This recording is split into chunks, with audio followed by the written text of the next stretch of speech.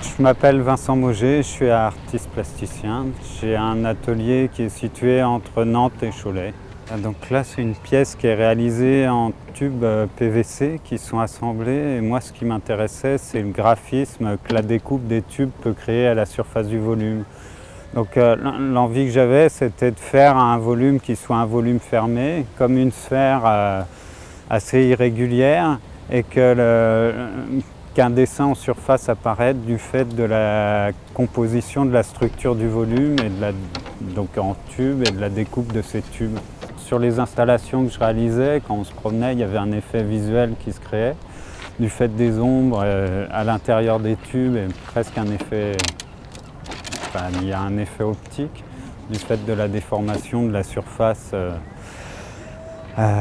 qui est créé, presque un trouble visuel quand on se déplace sur de telles surfaces. Et j'ai eu envie de chercher à exploiter ce phénomène d'une façon différente, donc sur une forme comme ça fermée autour de laquelle on tournerait, pas dans un environnement qu'on parcourrait, mais plus une forme fermée qu'on pourrait observer sous différents angles.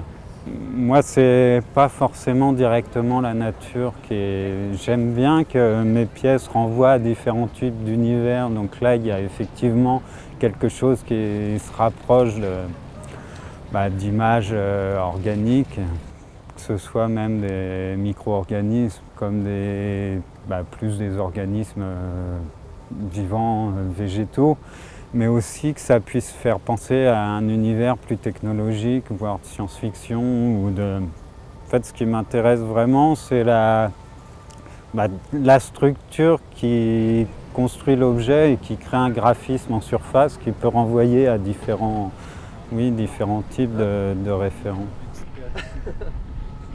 On va schématiser un peu la nature ou les formes qui nous entourent, même les formes minérales, comment on va chercher à leur donner une structure presque du même ordre que les jeux de construction pour construire des molécules. Donc c'est un peu ce jeu-là d'assemblage de matériaux qui crée une structure avec un graphisme qui peut faire renvoyer à des formes schématiques. Là, c'est un peu comme un rocher ou un volume dont on aurait extrait des fragments pour conserver juste l'ossature, la structure de l'objet. Puis ce qui m'intéresse aussi, c'est qu'on découvre les points de vue sur la pièce en tournant autour et qu'on n'ait pas tout donné dès le premier regard. Que la façon de la positionner soit une invitation à tourner un peu autour.